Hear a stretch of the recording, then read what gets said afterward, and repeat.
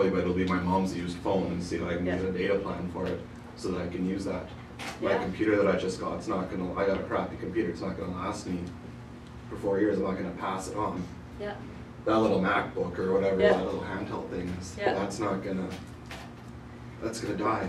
We've sort of gone into super consumption in the last little while. And I find it disturbing actually, because I've gone through, I hardly ever eat toast, but I've gone through 4 toasters in the last 7 years. They just die. Like, it's a toaster. You can't make it to last more than a couple of years. The products aren't sustainable. They're not. So, and you think about incentives. Do companies have an incentive to make sustainable products? Of course not. No, definitely not. But wouldn't those other ones, like toasters that last longer, aren't they using more resources and then having more of an impact on the world? Not necessarily. If you look at there's life cycle analysis done now that takes your toaster and it measures all the energy that went into making it, from the mining to the transport of all the wires and gadgets and electronics and everything to where it winds up in the landfill. And if you do that life cycle analysis on a lot of different products, you find that some products are not as sustainable as they claim to be, if you look at the whole thing. But what happens to the 8 toasters that are sitting in the dump right now because you can't fix them, it's not worth it to fix it? But how many resources we kind of use? We use lots of resources, but there's no incentive for producers to make things last because they get more money if they sell you a new toaster every 6 weeks. And what about technology? The pace of technological development in the electronics sector is mind-boggling. As you're signing up or lining up to get your iPhone, what are we up to, 4? As you're lining up to get that, they got iPhone 5 coming off the line. So what does that encourage you to do? Punt your last iPhone, or they add one more gadget. So that, I mean, non-declining consumption, I think that's hyper-consumption. So can we as policymakers make a decision, an economic decision, that reduces consumption but keeps people the same? Not better off, but at least the same. What would we do? What kind of tools do we have available to do that? With the existing economic system, it's impossible. No, you can use regulations, right? You can regulate unless for the parliaments and so on, look at the representatives of the parliaments. Who are they? From the large town companies, and they will do everything against that because it will kind of reduce their profits. You don't have much faith in the system. Yeah, we can regulate and say that products must meet a certain minimum standard before you can update them. There must be at least a benefit, an additional benefit of 25%. So you can't just add one bell or one whistle and come up with a new phone. It's got to be a bigger package. I mean, there's a number of ways that we can think about doing this.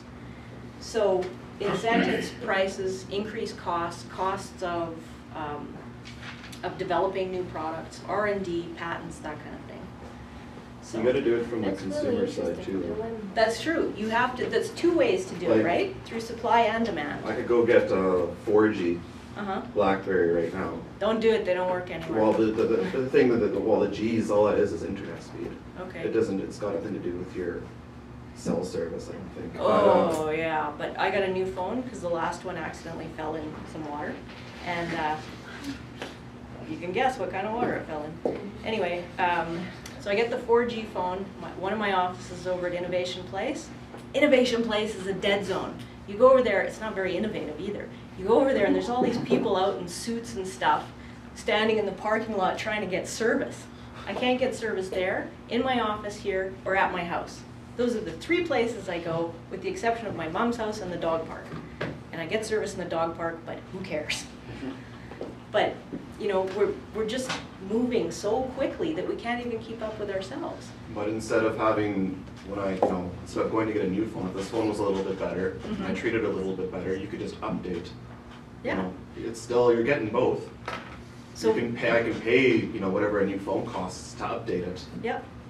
To the new plan. Like, I had a work phone on not even the 3G network, but the old network. I could have updated it to do everything that this one does. It just wouldn't be quite as... So why didn't you, or why couldn't you? It was just a work phone, but you can though. But you Okay. want a new phone, right? So we have to encourage people to change their tastes or change their demand as well. It's really interesting, you know, because Yeah. I think that nowadays everybody understands that we need kind of to think about environment and stuff like that. Everybody understands. Everybody's really clear and stuff like that. But why they continue to consume, you know, to buy all that iPhones and so they're so crazy, you know, that one advertisement and Okay. we will start purchasing. Here's a good you know. example. It's really interesting. Here's a Why? good example, but I'm gonna sort of make an example of Yeah. you. So we're talking about too much consumption. What's in front of you?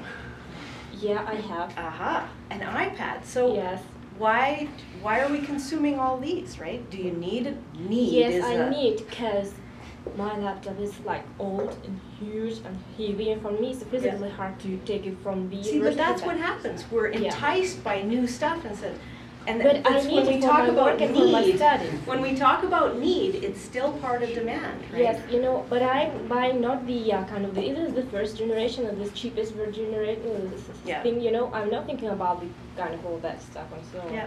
What about the TV? I haven't TV, you know, because I need Okay. that stuff. Like for example, yeah. The question in the back. Say Yeah. But Yeah. say that you like stop producing phones at the rate that you're doing now. Yeah. And you're cutting out income of those people. You are. And then they're also poor, so they can't contribute to us bettering the world.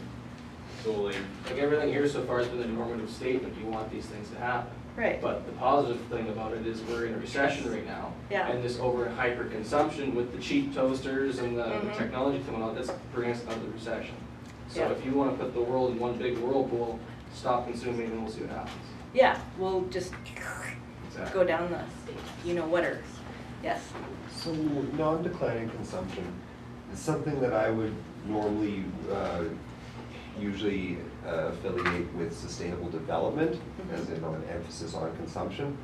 You know, you could also think of stabilized consumption or stabilized extraction or utilization of natural resource as being, you know, maybe more in line with sustainability as opposed to sustainable development. Yeah. So I don't know. There's different ways of thinking about it. We can, you know, keep our consumption at some level. We can increase our consumption, or a lot of people think we should decrease our consumption. At With least each just of these to do the thoughts, level that you we can need. measure the change in quantity and change in prices and what will happen. You can estimate what will happen in the economy. And when you do that, you're making a positive statement. And with a positive statement, you can present it to policymakers and say, or to society and say, are we willing to do this? And I think so far, society is saying, no, we are not willing to do this, right? We're making statements through choice in our purchases. We say one thing that we want, greener this, that, and the next thing, but we're not willing to pay. So at some point, something will have to change. So you can look at what's actually going on and how to change that and what the consequences will be. And interesting, and you are going to ask from what kind of population, from which country? That you can't do because then it takes you into a whole different, you have no jurisdiction, there's politics, there's all kinds of things. For example, if you take the population somewhere, you know, in far in Siberia or in, I don't know, in India, in the poorest countries, and they still haven't any kind of that stuff maybe there. Yeah. Yeah, but if you take like Europe and so on, they have all that stuff, you know, so. For them it will be easy, yeah. Yeah. Okay, so let's do a picture of what sustainability looks like. If you Google this picture, if you go sustainability image, you'll see 9,000 different versions of this. And you've probably seen it already. You've seen this diagram 50 times? Yeah. We can say this is social. This will be environment or ecosystem or whatever.